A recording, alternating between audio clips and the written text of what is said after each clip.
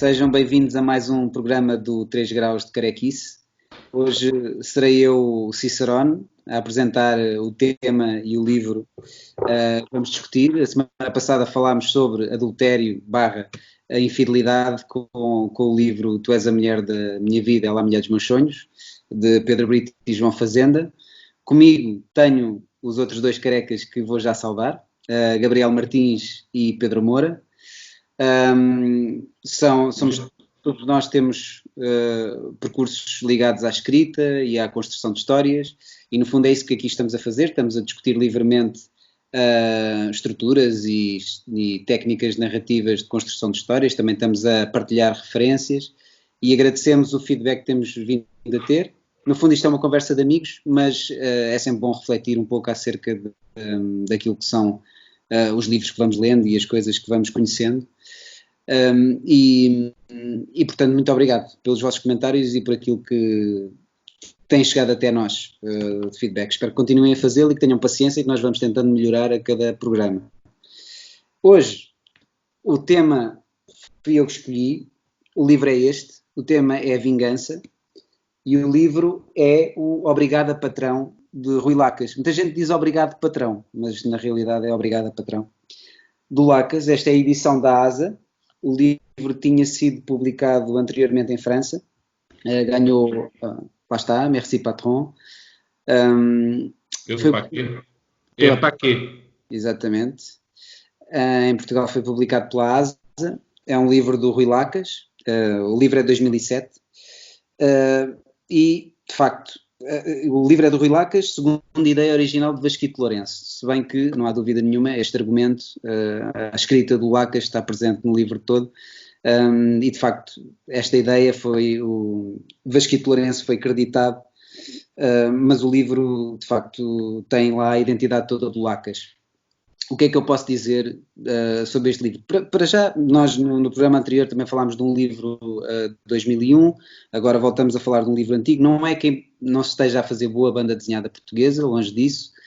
Na realidade, estes livros são um pouco mais antigos, mas este livro é curioso, no meu entender, para introduzir esta temática da vingança, porque a vingança está presente durante o livro todo, mas só se é consumada no final, mas a vingança está lá, está quase numa narrativa paralela ao longo do livro todo.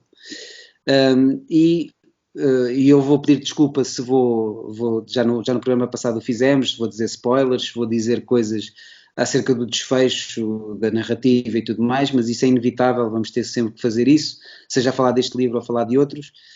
Portanto, é um pouco um risco que vamos correr. Portanto, agora vamos falar deste livro e eu vou dizer coisas que, se ainda não leram, é natural que eu vá dizer coisas que depois só... Não leram, tivessem lido. Não tens ideia pôr para ninguém.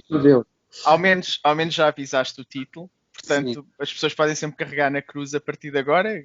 Exatamente. É uma escolha. Eu duvido que o livro ainda esteja à venda, se bem que as BDtecas e as bibliotecas são sempre locais que podemos recorrer para o lermos. Ou seja, a estrutura da história, as histórias de vingança sempre acompanharam a construção de narrativas, não é? Desde que há histórias, provavelmente há histórias de vingança. E de facto, a história de vingança é muito linear, não é? Há uma personagem a quem acontece alguma coisa e ao longo da história essa personagem vai eliminando toda a gente que lhe fez mal até chegar ao principal antagonista. Isto é uma coisa linear, se bem que esta estrutura muitas vezes é subvertida, é transformada, é posta ao contrário e tudo mais.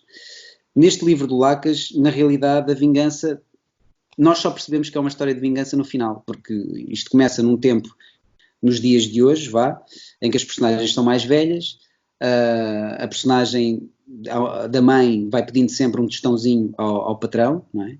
Nós não percebemos porquê. Ela agradece sempre, diz obrigada patrão sempre que ele dá um tostão. O tostão é pela filha. E depois todo o desenvolver da história é sobre esta história da filha e a envolvência dela com este patrão. Ou seja, percebemos que a filha morreu, logo no início, percebemos porque é que ela morreu, e no final, estes tostõezinhos que o patrão lhe foi dando a partir do momento em que ela perdeu a filha, serviram para contratar alguém para o matar. E no final, este desfecho, esta satisfação é dada. Nas histórias de vingança, nós temos sempre a tendência para nos identificarmos com a personagem principal. Estamos sempre do lado dele e sentimos aquilo que ele sente.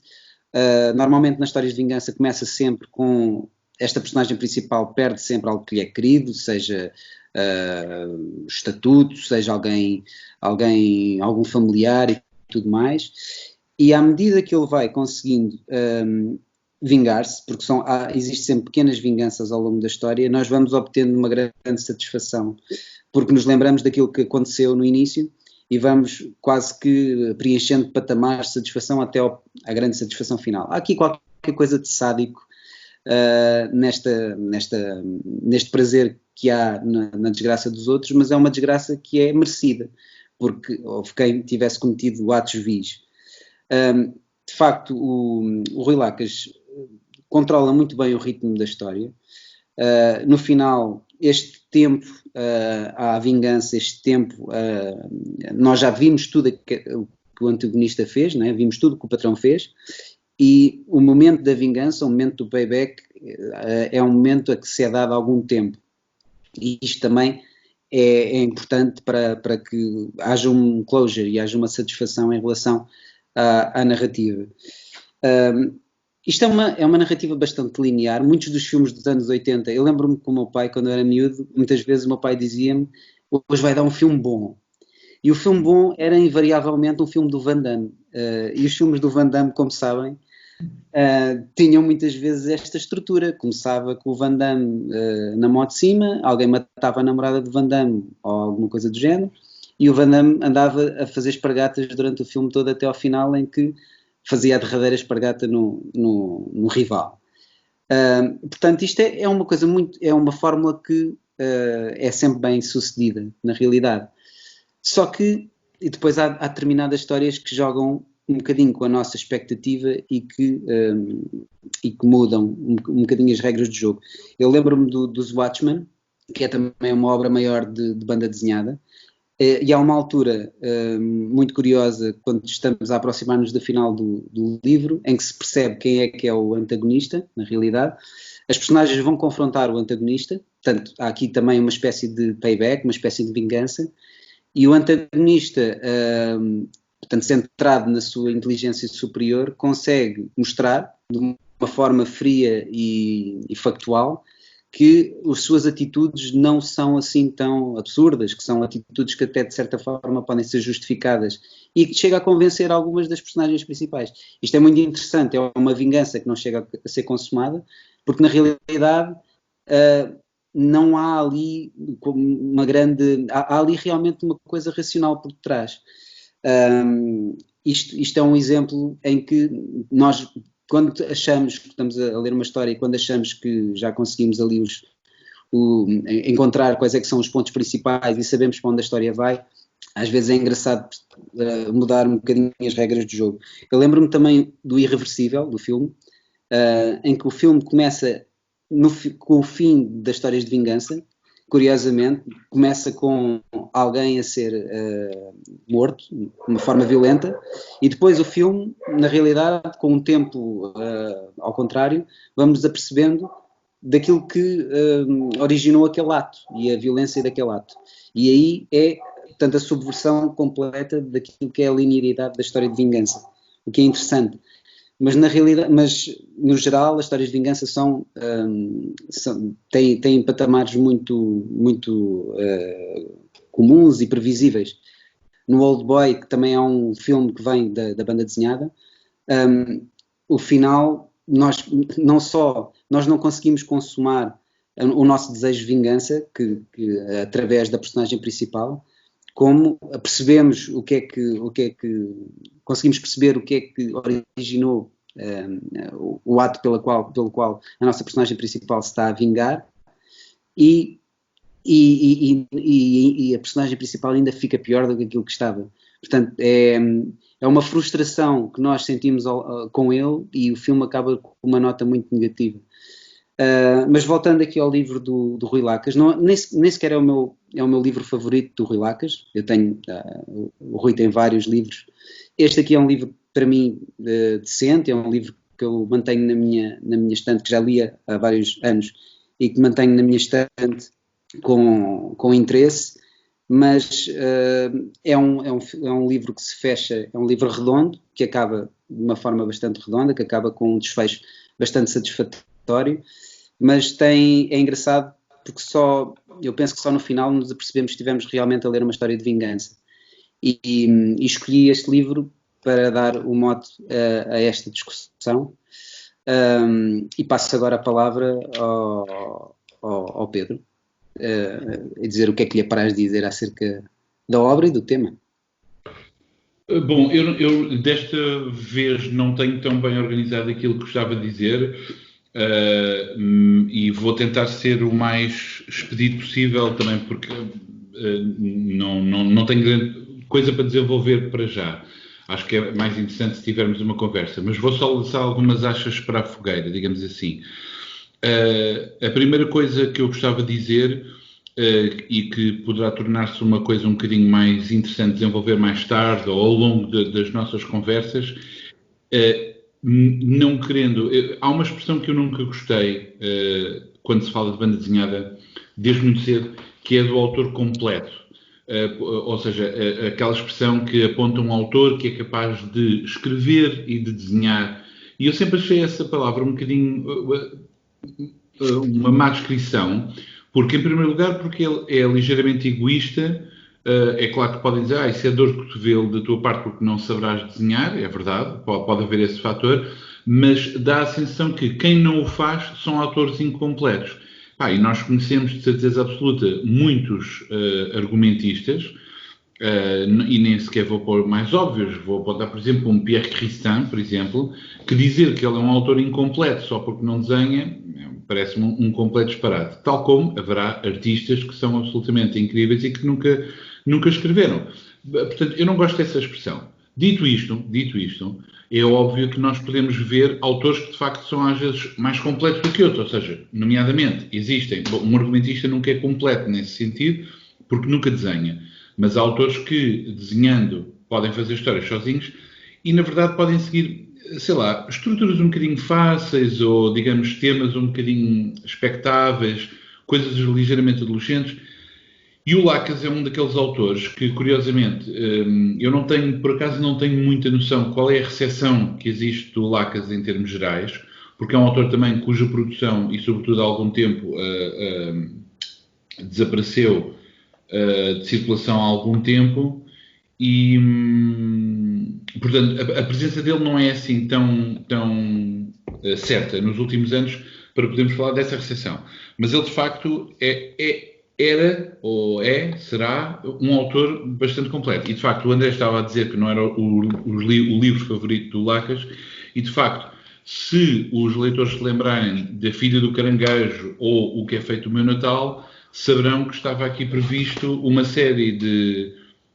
Estava previsto nestes livros, e que o Merci Patron foi uma pequena inflexão, não total, mas um pouco, na continuidade de um autor que estava interessado em escrever temas que tinham a ver com refletir uma certa sociedade portuguesa, recuperar um certo imaginário vago, como eu escrevo. Aliás, porque eu fui rever o que eu tinha escrito sobre o livro em 2006, tive que ir ver as notas, mas notava-se ali um escritor. Depois ele escolheu outros caminhos, nomeadamente através do Asteroid Fighters, que é uma barrigada de riso, de humor, mas quer dizer, não, digamos, é uma coisa muito mais divertida, de brinquedo, mas não é propriamente uma obra de escrita. Bom, portanto, o Lacas é um autor, depois fez Ermida, etc., mas é um autor que eu gostaria de rever novamente com esse tipo de instrumentos na mão.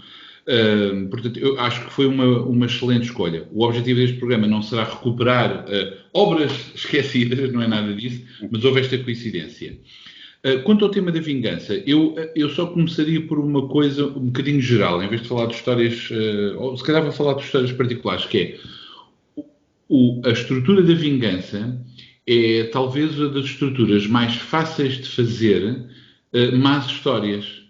Porque é muito fácil, não é? Falaste do Van Damme, mas tal como o Van Damme poderíamos falar de muitos filmes, nomeadamente a ação leva a isso. Mas há muitos filmes daqueles que é de vingança, não é? E é muito simples. Começamos mais ou menos com uma personagem inocente, que pode ser ou não detentora de capacidades físicas, Jackie Chan, mas também pode ser uma pessoa que não tem nada a ver com esse tipo de... A Jodie Foster, por exemplo. Temos uma personagem cândida e depois é uma espécie de redução de vinagre, ou seja, aquilo põe-se ao lume e então vai-se fazendo uma redução. Primeiro, retirando todas as coisas boas que essa pessoa tinha. O seu irmão, a filha, o pai, a tia, seja lá, o cão. Eles mataram o meu cão, portanto eu vou tirar as armas todas que tinha escondido debaixo do cimento. Pronto, e a partir daí há o mecanismo de a pessoa é levada a um extremo que vê, pá, não posso fazer nada se não o responder vingando-me das pessoas que fez isso.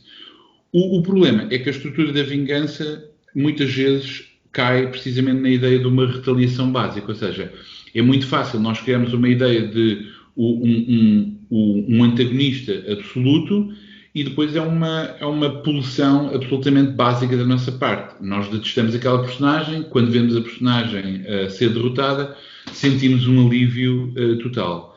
Mais uma vez, ninguém inventou nada, os gregos tinham-na feita toda, não é? E o que é curioso, é que a obra-prima em todos os aspectos da vingança na literatura ocidental é a trilogia da Oresteia do Ésquilo, ou Esquilo, quando eu lia, quando entrei na universidade, dei assim umas quantas bacuradas. Essa acho que foi uma delas. Obviamente não vamos entrar na história da Oresteia. A única coisa que eu chamaria a atenção, quer para quem já leu, quem não leu, é porque a Oresteia está em contacto, por exemplo, com a Guerra de Troia, com a Ilíada. E o que é incrível é que tudo é feito porque há novas personagens que se vingam de uma coisa anterior. Um gajo matou um veado, Vadembut, matar a filha, sacrifica a filha para depois poder. Agora mataste a filha, mata-te, mata o pai, mata a mãe, e é um exagero. Mas o objetivo dessas peças, no fundo, que é a última, foi porque as personagens depois tornam-se a última, são as Euménides, lembram-se as Fúrias. Os leitores do Sandman lembrar-se-ão ou conhecerão estas personagens que aparecem aí, para pegarmos na banda desenhada. Aliás, o Neil Gaiman obviamente está a recuperar precisamente essas figuras da mitologia e disso, mas o objetivo dessa última peça é precisamente a substituição da ideia da vingança por uma outra noção, que é a da justiça. Ou seja, é colocar nas mãos de uma sociedade organizada, em vez de apenas haver uma retaliação, a retribuição, olho por olho, dente por dente, a lei de talião, procurar uma justiça. O que é curioso nos filmes da vingança? É que a justiça apresenta sempre como falhada. Aliás, pensem na quantidade dos filmes em que vocês têm um herói, qualquer um, em que luta contra o vilão, não luta assim. Isto nota-se que eu não sei lutar, não é? Combater assim, não é? Com as mãos, com palmadas. Mas nós temos o herói a vencer o vilão e vence o vilão. O vilão está prostrado no chão e ele conseguiu, viste, agora ganhei e afasta-se. E o vilão, à última hora, lembra-se que tem escondida na liga ou na bota uma última arma e vai matar. E o herói, vê-se obrigado a dar um tiro na cabeça do gajo mau. Pronto, teve que matá-lo. Ou seja, esta fórmula existe sempre. Mas porquê? Porque é um sentimento básico que é muito mais satisfatório no momento certo, não é? Porque nós estamos envolvidos numa história, BD, filme, etc. E sentimos satisfeitos com isso. Mas, no fundo, isso cria de nós maus cidadãos, porque não nos habituamos à ideia da justiça, não é? Ok, 17 anos de ver papelado e recurso e não sei o quê. Desculpa, deixa-me só... Sim. Já agora, para levantar esta questão, que é... nem sempre aquilo que a personagem principal faz para se vingar é proporcional àquilo que lhe aconteceu. Ou seja, claro. nós de certa forma desculpamos que a vingança, os atos desta personagem, transcendam em muito aquilo que lhe fez. Parece que recebe uma carta verde para matar Então aí tens o Punisher. Ok, estes 4 mafiosos mataram a minha família, mas agora vou arrebentar com tudo. Quer dizer, óbvio, óbvio. Por isso é que eu acho piada, acho interessante teres falado do Old Boy, porque uma outra história de vingança extremamente famosa é obviamente o Hamlet. E o Hamlet é exatamente uma história de vingança que aponta à ideia da inação, porque por isso é que o gajo está na dúvida, não é? Sim ou não, faço ou não, sou ou não sou, não sei o que fazer. E assim, por exemplo, o Old Boy é precisamente, há um outro aspecto de ambivalência, que é, nós seguimos uma estrutura de vingança típica, nós vemos esta personagem dizer, pá, bora lá, vamos vingar, e depois percebemos, ups, afinal, ele é que foi a pessoa que criou a primeira injustiça. E aponta precisamente ao problema da vingança, que é, há uma justiça, depois há outra justiça, depois há outra justiça. O que não falta são histórias dessas. Portanto, isto só para dizer que a vingança é um tema muito interessante, mas pode se tornar uma fórmula muito fácil para fazer más histórias, e fazer as melhores histórias tem que se centrar precisamente na questão de o equilíbrio entre justiça e violência. Vingança e justiça. Este livro, obviamente, que cai um pouco nessa fórmula relativamente basilar da vingança, que obviamente tem uma satisfação. E depois, obviamente, que também levanta questões de justiça social. Ela pede uma moeda, é uma miséria, mas afinal amealhou suficiente. Quer dizer, eu não fiz as contas, quanto é que é o assassino, quanto é que cobra, mas haveremos de ver que foi um grande esforço para essa justiça. Mas não deixa de ser... Mas é claro que depois eu posso começar a fazer perguntas estúpidas, não é? Que é... porque é que ela não foi à Guarda Nacional Republicana? Onde é que estavam as outras pessoas? Lá está. As histórias de vingança funcionam precisamente quando a ideia de sociedade se esboroa e não está a funcionar.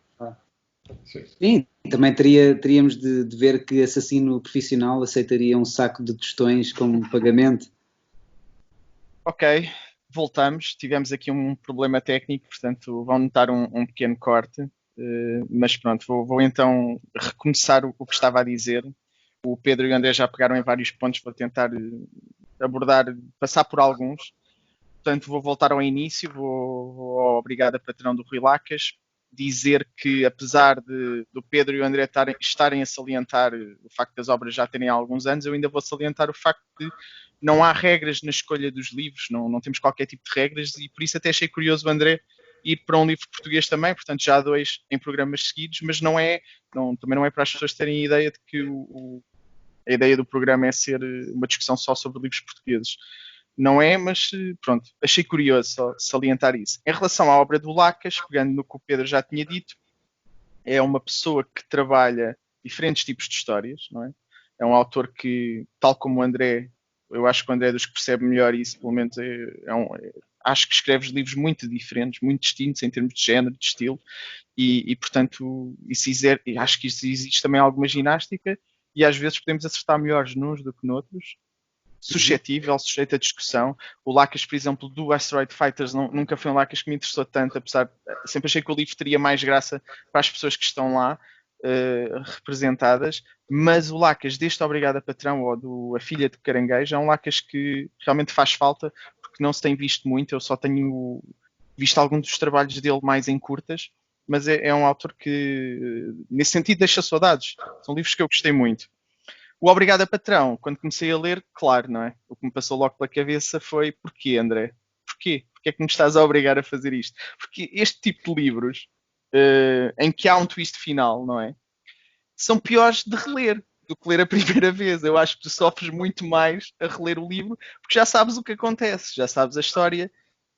Magoa terrivelmente. Eu estava a tentar dividir aqui as histórias de vingança em alguns arquétipos, algumas estruturas, claro que será redundante, porque temos o irreversível, temos alternativas, mas haverá pelo menos estes livros que são uma surpresa, só no fim é que sabes que são de vingança, não é? Há um twist, e há os outros que vocês já falaram do caminho da vingança, da justiça, acontece qualquer coisa no início e seguimos esse percurso do início ao fim. Eu ainda poria um 3 que mistura esses dois, que eu acho que o Old Boy mistura um bocado isso, porque tens o protagonista no seu percurso de vingança, mas depois no fim descobres exatamente a razão.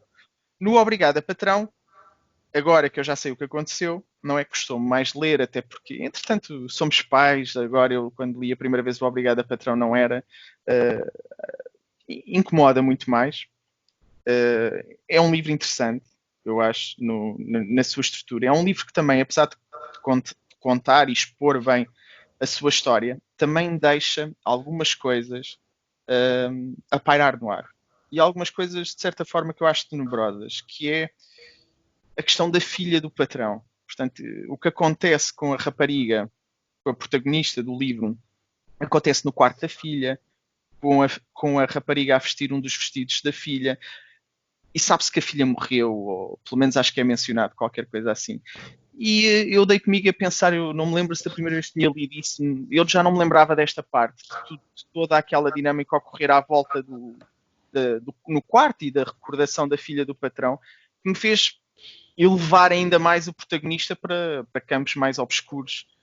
Apesar de nada disto ser dado, o livro para mim respira um bocadinho até fora da história principal, deixa-nos a refletir sobre isso. Voltando à vingança, e há alguns exemplos que vocês já disseram, eu acho que se tem modernizado um bocado a estrutura do filme à la Jean-Claude Van Damme, em que o protagonista perde alguém e dá porrada em toda a gente até ao fim. Por exemplo, uma coisa que eu sempre admirei nos filmes é a honestidade. E o John Wick, tu brincaste, pá, nesse sentido é super honesto. Eu imagino a reunião. Malta, nós só queremos um filme com um tipo a espancar pessoas do início ao fim. Pá, não vamos estar aqui com tretas. É isto. Não é tipo como o The Raid, que não será tanto de vingança, mas é que é pá, vamos fechar a malta num hotel, sangue, tripas, e o John Wick pelo menos tem essa honestidade. Só uma coisa, se falas mal do Raid, dou 3 pontapés de caranguejo, um abraço de urso e uma chave de fendas, hein? Mal, eu adorei o The Raid, nem sequer falei mal do John Wick, eu adoro este tipo de filmes. Ainda há banda desenhada, eu acho que houve uma banda desenhada que eu li já há muitos anos e acho que quando éramos jovens toda a gente passou pelo Corvo, nem que seja pelo filme. Mas eu lembro-me de ir buscar o livro do James O'Barry, eu sei que ele depois voltou ao conceito do Corvo, mas o Corvo foi a primeira obra que eu me lembro de ler. E estou a falar da BD, não tanto do filme, porque o filme já inverteu isto e já foi pela estrutura de, no fim, o herói podia ter perdido porque o poder dele está no corpo. Bem, o livro de James O'Barry não é isso, é do início ao fim, é sangue, ninguém ali tem escapatória. Aquilo é uma espécie de catarse, acho eu, do autor, porque há aquela história na vida real de que ele perdeu a namorada num acidente de viação, e então ele pega no corvo e espeta lá os demónios deles. Mas quer dizer, os bandidos nunca tiveram hipótese e a banda desenhada nesse sentido não tem nenhuma surpresa, nenhum twist, é só escavacanço do início ao fim. Depois tinha um poema do Rimbaud, tinha umas músicas dos The Cure, aquilo pronto, foi interessante na altura. O Road to Perdition, por exemplo, também tem um bocado essa estrutura e curiosamente estes filmes de vingança, o Old Boy, o Road to Perdition e o The Crow foram todos adaptados ao cinema. É engraçado. Os BDs, não é? Sim, as BDs, não é? Desculpem. Sim, são exemplos que o Road to Perdition também é um livro interessante, o filme também é engraçado, do Sam Mendes, e também tem no início, portanto, o filho que assiste a um assassínio da máfia, não é? Depois a máfia não confia que o miúdo não vá dar com a língua e mata a família do pai dele, que era um hitman também da máfia, e depois ele percorre e limpa essa família toda do início ao fim, e aquilo tu não tens surpresas nenhumas, tu também sabes mais ou menos o percurso, e não sei, eu acho piada esse tipo de histórias, mas é como o Pedro diz, é fácil também cair no bocejo, não é? Tipo... Mas já agora, digam-me... Desculpa, eu não queria, pá, e não vamos agora estar a elencar ou exemplificar, senão nunca mais saímos aqui com exemplos. Mas não é isso que eu estava a dizer, porque obviamente há filmes desses que trazem um grande prazer. O que eu queria chamar a atenção é precisamente isso, quando há essas estruturas muito simplistas, há esse prazer básico, não é? Que é sentir-nos satisfeito de ver, finalmente partiu-lhe a boca, no fim, pronto, acabou, ou vingou-se, ou matou a pessoa, e normalmente é sempre ao último segundo. É natural, pá, são essas estruturas. O que eu digo é, esse conceito simples, aliás, tu disseste a palavra catarse, mais uma vez, essa palavra vem dos gregos, estava previsto. Aristóteles explica isso mesmo, é esse o objetivo. Temos ali um sentimento e há uma satisfação desse sentimento final. Simpaticíssimo, porreiro, tudo bem. O que eu acho é que é mais interessante quando se explora precisamente os mecanismos da vingança para procurar caminhos alternativos, sejam eles pela inação, a sua substituição pela justiça ou outra coisa qualquer, que é muito difícil tornar em obras esteticamente satisfatórias da mesma forma simplista. Ou seja, o trabalho é maior. Não estou a dizer que não existe. Satisfazer duas coisas ao mesmo tempo, que é esse sentimento necessário de vingança e, ao mesmo tempo, equilibrar o sentido de justiça. É só uma questão de dificuldade. Não estou aqui a... Sim, sim. Independentemente de como se chega lá, vocês já alguma vez conheceram alguém que tivesse dito eu não aprecio histórias de vingança? Ou, eu acho que é impossível. Tipo, as pessoas podem dizer que não apreciam filmes violentos, ou livros violentos, ou muito gráficos. Agora, este gosto pelo olho por olho é uma coisa que acho que é inerente a quase toda a gente. Claro, é isso. Mas porque na vingança está subjacente a vitória, de alguma maneira, não é? Nós sentimos lá em baixo, se a personagem é de alguma forma subjugada no início da história, e seja como for o payback, não é? Seja se for pelas regras habituais da violência, não é? Em que a violência pode ser um prato que se come frio, mas também é um prato que se come melhor lento. Porque esta vingança, que tu estás a dizer que é no último segundo, a verdadeira vingança é no último segundo.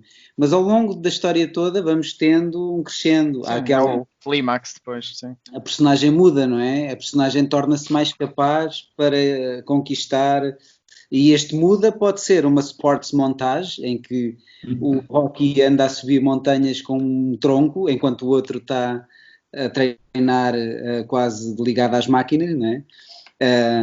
Isso até tem mais gozo, né? Nós víamos, este está a cartar com tijolos enquanto o outro tem mas isso é outra questão, isso é a questão do underdog, não é? Que nós gostamos de ver o gajo pequenino ganhar o grande. Exatamente. Mas seja como for, até pode... vingança também tem a ver com outra coisa, que é o rancor. Eu, por exemplo, eu não acredito nada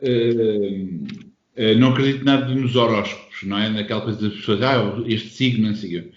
Mas eu, como sou escorpião, ou de acordo com o escorpião, as pessoas estão sempre a dizer, vocês escorpiões, e dizem sempre coisas. E uma das coisas é que os escorpiões são rancorosos. E, curiosamente, eu não me considero uma pessoa muito rancorosa, mas a verdade é que te fica cá acordado, eu não me esqueço. E eu acredito que seja daquelas pessoas que, se calhar daqui a 20 anos, aí está com uma pessoa qualquer, já numa cadeira de rodas, estamos ao pé de umas escadas, estou a passear com a pessoa e de segredo, olha, lembras-te há 40 anos, e atira a pessoa das escadas abaixo. Mas, por exemplo, isso é outra coisa que pode tornar a história bastante interessante, e o Lacas consegue fazer isto, que é lá está o lume lento, aquilo, fica cá, deixa estar, é-te apanhar, não te preocupes que isto está de cá dar. E obviamente que isso torna-se muito mais espetacular, não é? Da pessoa ter preparado a vingança e a vingança tornar-se uma coisa muito simples de fazer. E isso, de facto, não é tão espetacular quando tem que atravessar a dita justiça social. Aliás, basta nós lermos os comentários, a maneira como as pessoas falam de determinados crimes, não é? Que é esfola, mata, deviam fazer o mesmo, deviam fazer aquilo, etc. Para perceber que esse sentimento existe sempre. Se me permite, eu quando estava a estudar na escola secundária, eu já não me lembro como é que se chamava, mas havia uma disciplina que era de Direito. Falava-se de lei, já não me lembro como é que se chamava essa disciplina, mas na escola secundária. E tínhamos um professor que era advogado. E claro, eu também fiz aquela coisa que é porque é que não se... quer dizer, mas imagine um professor que um homem entra em sua casa, mata a filha, a mãe, e pronto, e tem que ser sempre estas histórias. Também não, você apanhava, também não matava. Pronto, e a verdade é que pronto, era o adolescente e fazia essas perguntas. Hoje já, até podendo viver na mesma posição que esse professor, mas pergunto mesmo, uma coisa é a resposta, digamos, que pode acontecer num momento de violência, de loucura que a pessoa se passa. A questão está em como é que funciona a sociedade. E aí nós não podemos aceitar a vingança como a resposta. É pá, tu me lembraste. Desculpa, é só isto. Fóruns de há muitos, muitos anos em que as pessoas discutiam que personagens, que super-heróis ganhavam à porrada. Eu lembro-me de alguém ter escrito Super-Homem contra Surfista Prateado. E as pessoas escreviam assim: pá, mas esses dois são pacifistas, nunca iam lutar. Então vem a pessoa que criou o post original e diz: é pá, mataram a Lois Lane, mataram o Quarteto Fantástico, a Shalabal, mataram toda a gente que eles gostavam. Pronto, que era precisamente para incitar isso. Mas isso por acaso é engraçado teres dito, que é, na realidade, nós não nos importamos assim tanto com o que acontece com a personagem principal depois da vingança. Ou seja, assumimos que isso é o final perfeito para aquela história. Mas é por isso que eu tenho que contra-argumentar uma coisa que vocês disseram, só porque acho que há outro lado nas histórias de vingança, que é a parte moral. Há muitas histórias em que se discute que a vingança não te vai trazer nada. Satisfação. E satisfação, ou seja, acaba e de repente, nesse sentido no Memento, há um toque engraçado que é: ele não tem nada se não tiver a sua vingança. No momento em que ele perder e acabar a vingança, a vida dele não tem propósito nenhum, até porque ele não consegue reter memórias. Então ele continua a cozer aquilo enlumbrando, volta ao início. Tal. O Lacas, por acaso, deu essa mais-valia ao livro, porque nós percebemos que a mãe só se consegue despedir da filha depois de saber que o patrão tinha sido morto. Portanto, ele teve aquilo que eu estou a dizer, do que é que significa esta vingança para a personagem principal, que nós não queremos saber. Para nós o filme podia acabar, ou o livro podia acabar, ou o que quer que seja, quando o antagonista é morto. Se possível, com grandes requintes de sadismo, não é? Porque grande parte de nós somos secretamente sádicos. Mas no caso do Lacas, ele deu essa. Nós percebemos porque é que isto não foi apenas uma vingança pura e simples. A mulher precisava daquilo para se despedir da filha. E esse cuidado é tido, é interessante. Bem, há uma coisa que se calhar não fui claro, que é, obviamente nós estamos a falar sempre aqui são ficções, não é? E agora isto leva à grande discussão, que é para que é que serve uma ficção. Ou seja, eu se calhar da maneira como estive a falar até agora, pode dar a ideia de que estas histórias são más porque educam para uma... E se calhar posso ter incorrido nesse aspecto, eu tenho que ser claro. Uma das coisas é que nós, ao ver estas ficções, sentimos satisfeitos, mas isso não significa que vamos transportar essa lição para a vida real. E há uma satisfação necessária. Aliás, nós falámos da outra vez, por exemplo, nas comédias românticas, que nós vemos o casal a beijar-se e ficam juntos. E nós não nos preocupamos o que é que acontece a seguir. Nós sabemos que na vida real, agora é que vai começar a história verdadeira. Mas naquela história, nós ficamos mais de, estão juntos. E pronto, estamos satisfeitos. Estas ficções é a mesma coisa, ou seja, o gajo que parte o pescoço ao tipo e conseguiu, e pronto, não saímos ali a dizer, agora devia haver um Ministério Público, óbvio, não, são coisas separadas, ou seja, há sempre um grau qualquer de fantasia, no sentido de fantasmar, de ver, de sentir, que fica ali coberto pelaquela ficção, não significa que vamos agora... ainda bem, não é? Ainda bem, porque... Nós temos um livro sádico, quer dizer, nós temos milhões de livros que são o mais horrorosos possíveis e nós lemos com o maior prazer do mundo a ver essas coisas hediondas, não é? Neste tema, por isso é que eu acho interessante o terror, o género do terror, por causa dessa exploração do sadismo que às vezes, ao colocar o ser humano em certas situações, consegue o fazer de uma forma que outros géneros não levariam tão longe. E nesse sentido, eu não sei se vocês viram um filme que é o I Saw the Devil. I Saw the Devil? I Saw the Devil, que é com o ator do Old Boy, do protagonista do Old Boy. E aquilo portanto, a estrutura, se formos a ver, é a estrutura, já sabes qual é? A estrutura é a estrutura clássica. Matam-lhe a mulher e ele persegue o assassino durante o filme todo. Mas o sadismo é levado ao extremo. Porque ele pega nele, tortura-o, solta-o, voltam a apanhar precisamente a questão do aquecer ilumbrante. Portanto, aquilo, e depois tem o clímax no fim, absoluto horror. E esse filme foi daqueles que levou mais longe, acho eu, esse conceito e essa exploração, que é realmente doentio, é o outro nível, porque ele precisa daquilo, de certa forma, para sobreviver, o protagonista. Tiraram-lhe tudo, ele não consegue viver, só vive só para a vingança e não podia acabar assim, de repente. Portanto, ele tem que manter aquilo. E esse processo destrói o protagonista, que podia ser uma pessoa diferente no filme, na história, se a vida não levasse por ali, ok, isto é óbvio para toda a gente, mas o que eu quero dizer é aquela personagem nunca mais será a mesma, quer dizer, não dá para tu tirares o sangue das mãos depois do que ele fez, porque não é um simples disparar, não há estes facilitismos do ele sacou de uma faca e eu tive que o matar, aquilo é terrível, e foi assim nesse o exemplo mais sádico que eu me lembrei para apimentar aqui um bocado a coisa. Mas a questão é, se realmente esta é um tipo de história que está com o homem quase desde os primórdios, não é? E se é um tipo de história que até a própria sátira a este tema é um género por si só, porque tu dizes, isto dá asa a muitos filmes maus, a muitas histórias más, e dá asa a muitas histórias que querem ser más para serem boas. Portanto, os filmes B de vingança... Sim, é verdade. Até os machetes da vida e esses filmes que... São aquele estereótipo do filme de vingança em que a parte do sadismo, a parte do exagero é levada aos limites do cómico, não é? Vocês conhecem um filme que é em que o Christian Bale entra, em que ele faz de um tipo yuppie que se vê obrigado a vender droga ou ajuda a vender droga a porto-riquenhos na Baixa de Nova Iorque, porque o gajo mata uma pessoa com o carro ou algo assim? Não. Epá, não me lembro, mas é um filme, pronto, é com o Christian Bale. Não. Exato. Até agora estava a bater tudo certo. Não, mas é muito parecido com essa coisa. Mas pronto, não interessa. O gajo é um tipo branco, rico, que já não me lembro mesmo do que acontece. Se calhar podíamos procurar, mas não interessa. Muitos ouvintes saberão o que é ou procurarão. Mas ele mata alguém e depois é julgado e no fim fica absolvido.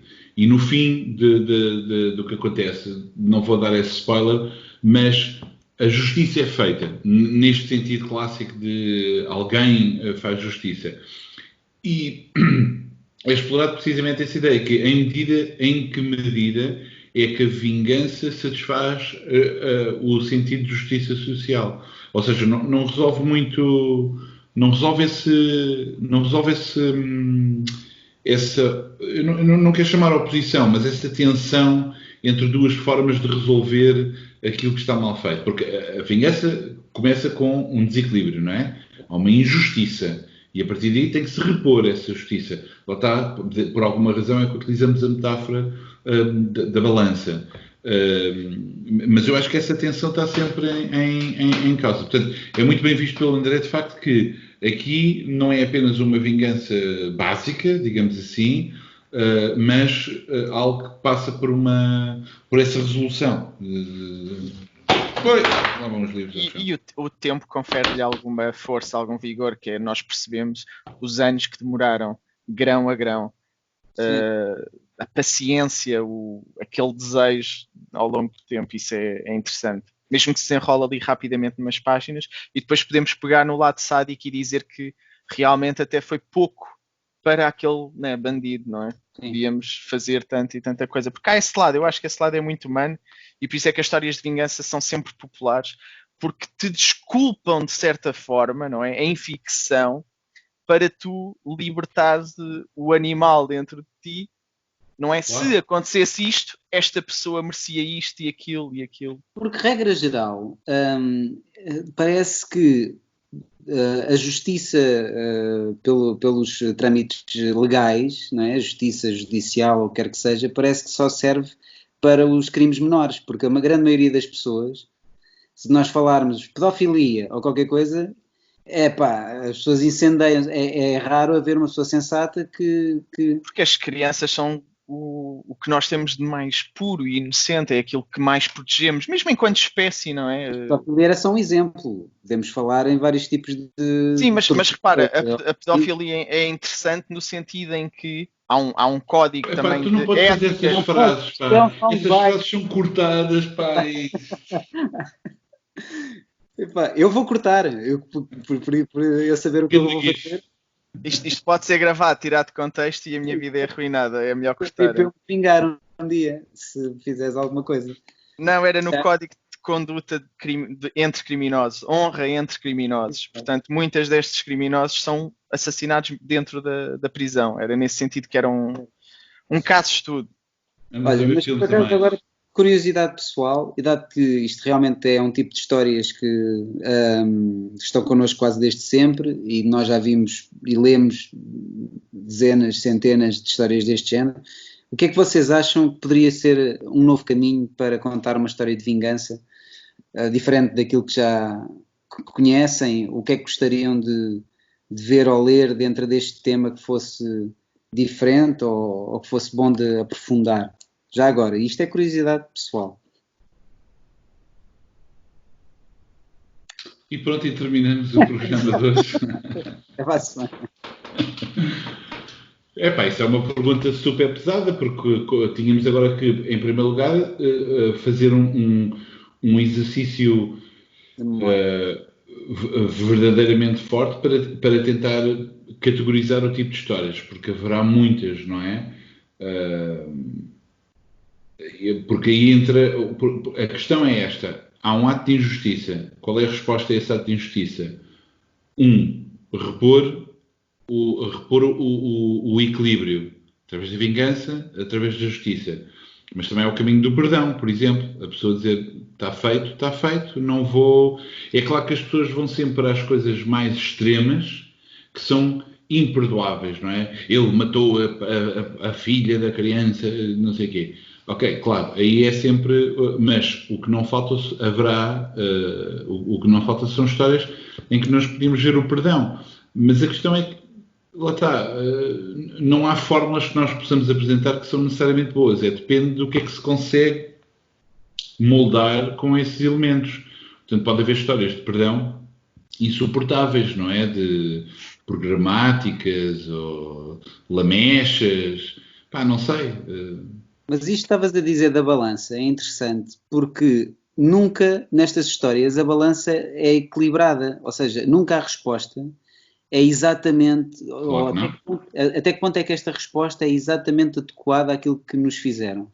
Portanto, eu acho interessante, normalmente as pessoas... Olha, mas desculpa, nós estamos sistematicamente a falar de filmes populares porque partimos do pressuposto também, e isto é uma coisa que acontece, por exemplo, infelizmente, muitas vezes nas aulas que eu tenho a oportunidade de dar, que é, eu vejo-me obrigado a utilizar exemplos de cinema o mais popular possível, porque óbvio, eu tenho muitos alunos, muitos deles jovens, e obviamente que existem sempre bolsas de conhecimentos diferentes, mas se eu quiser falar de uma obra que todos conheçam, literatura, infelizmente, não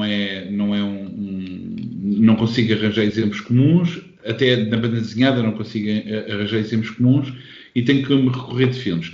Mas, por exemplo, estava a lembrar precisamente de um filme que é O Filho, dos irmãos Dardenne, que são dois, é um duo de realizadores belgas que faz filmes de realismo social muito forte, e é precisamente a história, vou simplificá-la, de um homem que trabalha ou é marceneiro ou é serralheiro, e que recebe um jovem que vai começar um estágio, e ele apercebe-se que o jovem que vai fazer esse estágio vem fazer esse estágio porque está num programa de recuperação social, para não estar na prisão, porque matou alguém. E quem é que ele tinha morto? O filho dele próprio. E então nós vemos o filme, não sei se conhecem os filmes dos Dardenne, mas é sempre um enquadramento muito fechado em cima da personagem, e o filme todo, de certa forma, não há música, aquilo não tem nada disso, mas é um filme que tem uma grande atenção porque nós pensamos, este gajo vai fazer qualquer coisa ao miúdo. Eu não vou dizer como é que acaba o filme, mas não tem nada a ver com isto. Bem pelo contrário, é mesmo uma questão de uma redenção pessoal muito complexa. Por exemplo, isso é um bom exemplo. Agora, isso não significa que eu não gosto de ver os filmes do Van Damme. Eles mataram o seu irmão. Esse filme não é necessariamente um filme de vingança. Esse filme joga com a expectativa, não é? Ou isso, exatamente. Sim, é interessante isso. Desculpa, eu já no programa anterior tinha dito que a parte do perdão me interessa e aqui também iria com o Pedro talvez para aí explorar, unir essas pessoas que estão unidas pela vingança, mas que se conheceriam ou se descobririam de outra forma, mas para não repetir o que ele disse, talvez num registro mais Van Damme e da ação, portanto uma coisa mais John Wick, fosse interessante ter o protagonista a acabar por se tornar aquela pessoa que ele está a tentar eliminar, acabar numa situação em que acaba por fazer quase a mesma coisa. O John Wick, ou seja, e ter esse choque. O John Wick e os 720, portanto, o John Wick 1, 720, mais 300. Estou só a fazer conta de quanto é que ele mata. Antes do John Wick, o Jason Bourne também já tinha revitalizado um bocado o cinema da ação. O Jason Bourne. O Jason Bourne. Mas sim, mas pronto.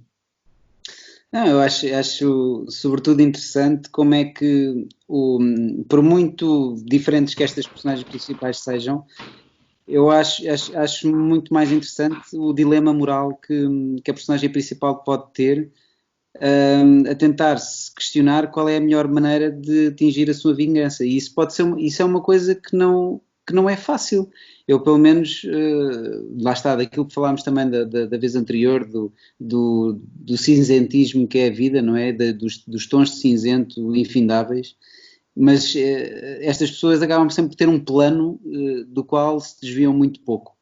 E esse plano, aos seus olhos, eles estão certos que é o adequado para compensar aquilo que sofreram. Sim, mas nem terias que ir pela morte, nem por esse tipo de castigo. Podias só, por exemplo, imagina que estamos numa época em que o leiteiro nos deixa o leite à porta de casa e tu ias lá e trocavas por leite azedo. Todos os dias, aquela pessoa a ver, leite estragado outra vez.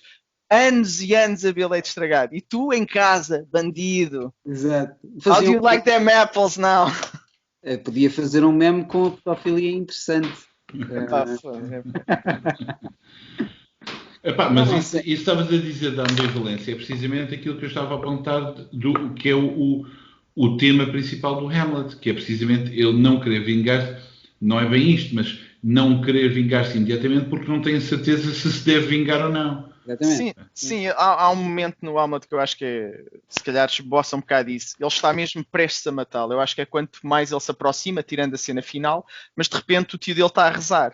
E ele diz, se eu o mato agora, ele vai para o céu. Exato. Ele vai para o céu porque será um mártir. Será um mártir, então não posso fazer isso. E o Hamlet joga muito com isso. O Hamlet, versão Arnold Schwarzenegger, não sei que é um certo pequenino no Last Action Hero. Or not to be. Not to be. Not to be. Já é diferente, não é? Já é uma versão diferente na personagem, também engraçada.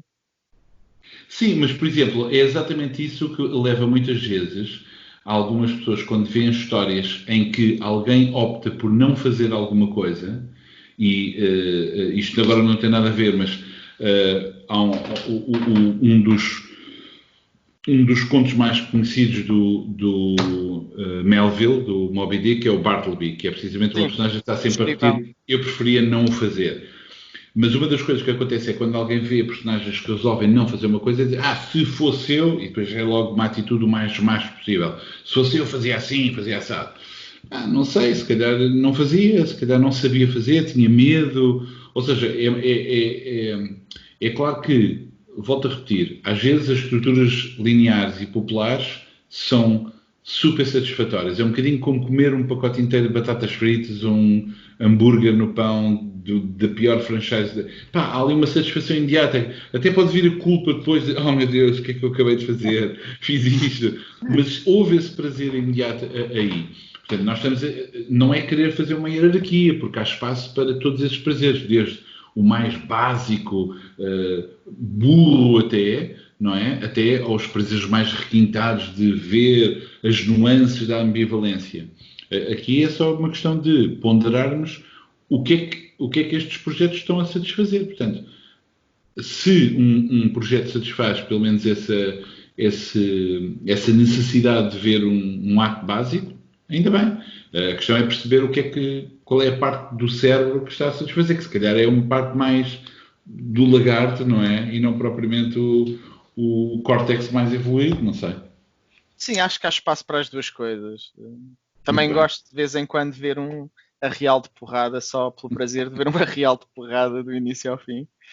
Nem Na tem que ser verdade, sobre vingança, não é? Nem tem na que ser verdade, sobre nada. na verdade, começamos com a vingança, a oresteia, a Esquil e não sei o quê, mas no fundo nós queremos falar do Van Sim, Damme e pouco mais.